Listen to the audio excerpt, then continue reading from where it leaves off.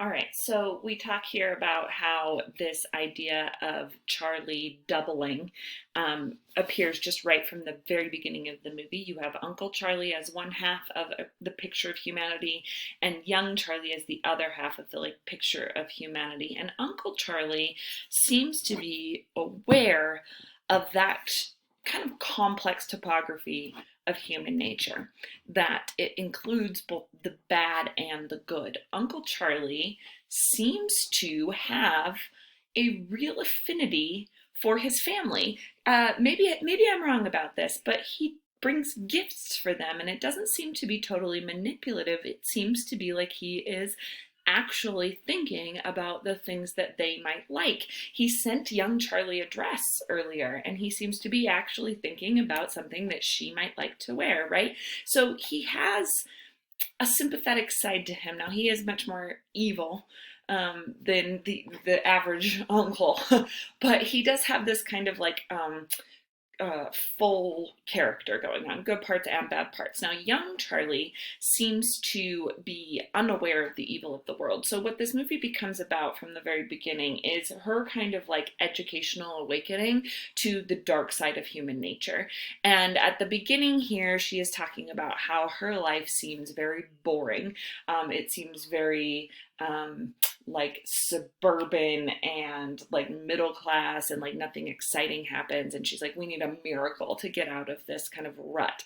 And you'll see by the end of the movie how it tries to refigure that like suburban middle class monotony as being a positive thing, right? But right at the end of the movie, she like basically has a kind of coupling with the detective. Here she's like reinstating law and order on the society, and she's going to go back to living that life of being like a woman in the suburbs. But in the middle of this movie, we get all of the excitement of what might happen if somebody were to acknowledge that they actually do have a dark side.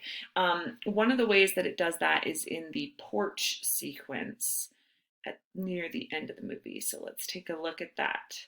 So, yes, Charlie represents the good in this movie. Young Charlie represents the good and the innocence in this movie.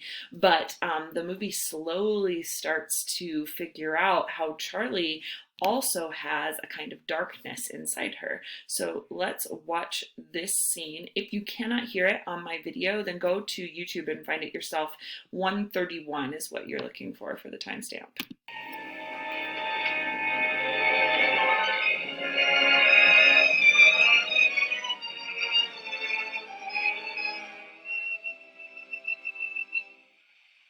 When are you leaving, Uncle Charlie? Oh, come now, Charlie. That other business, it's all over. I'd like to forget it. We're all happy here. When are you leaving? I'm not going, you see. Not yet, I'm not going. I want to settle down. Live in a place where people know me, have some money in the bank, some sort of business. Be a part of this family. Okay, right there, Uncle Charlie is talking about all positive things, and yet we know because of the way that it's framed. We know from context, but also the way that it's framed as a kind of silhouette, the way it's lit here, that Charlie represents a lot of darkness in that community. The fact that he honestly could do this if it wasn't for young Charlie says a lot about what our suburbs are. There is darkness that underlies all of it. This guy is beloved in this community. He could definitely live his life according to these middle class values. He could get a job, he could get a family, etc., and he would be seen as like a pillar of the community, right? And then over here it's young Charlie who's going to spoil that. She is in the light a little bit, but you'll notice that her face is still in silhouette as well. I see. The most sensible thing for you to do is to be friends with me. I can do a lot for you, Charlie. A lot for all of you. No, not you. We don't want anything from you. I wish I'd told my mother about you. I wish I had. Oh, I know what you've been thinking. Now that's such an interesting part of this character, is that if she were totally law-abiding, the way that the opening shot of the policeman suggests that she should be, she would give him up. She wouldn't care about family reputation, but there's a kind of darkness here to her, that she wants things to kind of be She wants to be able to control the narrative. How do you think your mother would have felt? What would it do to her now? How about your father's job at the bank? What would become of all of you if everything came out? I know. You needn't be afraid. I can't tell them. But I'm not afraid, Charlie. What would you tell? Who'd believe you? A waltz runs through your head. You don't like the initials and a ring, and you connect it all up with a newspaper clipping. And now you haven't even got the ring. I don't know what became of it. You have it. I gave it to you. I don't want you here, Uncle Charlie. I don't want you to touch my mother. So go away, I'm warning you. Go away or I'll kill you myself. And there's where we get her darkness really shining through. This movie is very clear about the fact that these two people are not just opposite sides of the human spectrum. They are twinned. They are one person, one full person.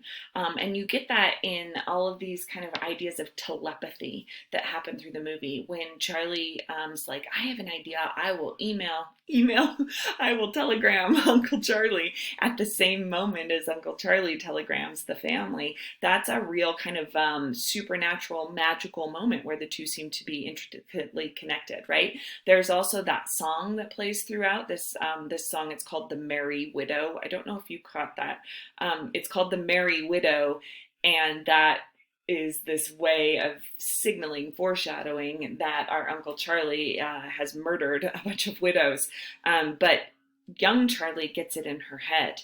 And that suggests that there is this kind of magical connection between the two of them, that they actually are kind of one person, more than just uncle and niece, but a kind of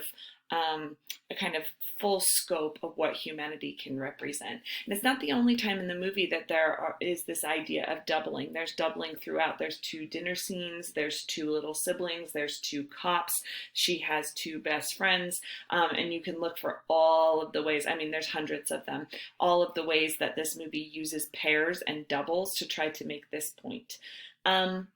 The other thing I want to point out here is that this takes place at night, and all of the scenes where truth prevails, not all of the scenes, but most of the scenes where truth prevails or where somebody makes a huge discovery happens at night, which is very interesting because usually in literature and films, we associate light with truth and knowledge, but this movie is associating darkness with truth and knowledge. And the reason is because the truth in this movie, the theme, the arguments of this movie is that the most stereotypically utopian, innocent places and people contain darkness. So then it makes a whole lot of sense. It feels very appropriate that you uncover that truth, that we contain darkness in the dark. That truth is not necessarily light and innocent and happiness, but is actually cynical and skeptical and about the rotten parts of human nature. You think about when this movie was coming out, 1943, and it makes sense that Hitchcock would be very interested in this idea during World War II, that people don't only contain lightness, they also contain darkness. People have said that this is Hitchcock's most morally ambiguous movie, meaning that there isn't a kind of black and white moral to this story. There's just a lot of gray area. At the end of the movie, young Charlie kills Uncle Charlie, just like she promises that she will do in this scene. And yes, it's an accident, but it's also brutal. And that brutality existed within her. And she seems to be okay with it by the end. In fact, she kind of ends up in this happy place with her beau, with her new boyfriend. And yeah, she looks kind of more mature here, right? Look at this outfit, if we're talking about costumes a little bit with this. This is her as an adult now. At the very beginning of the movie, she seemed quite young. People think she's probably around 18, 19. By the end of the movie, it seems like she is ready to enter the adult world now that she has acknowledged the darkness that exists there. I think this movie is really good, and it's more visually complicated, I think, than is often given credit for.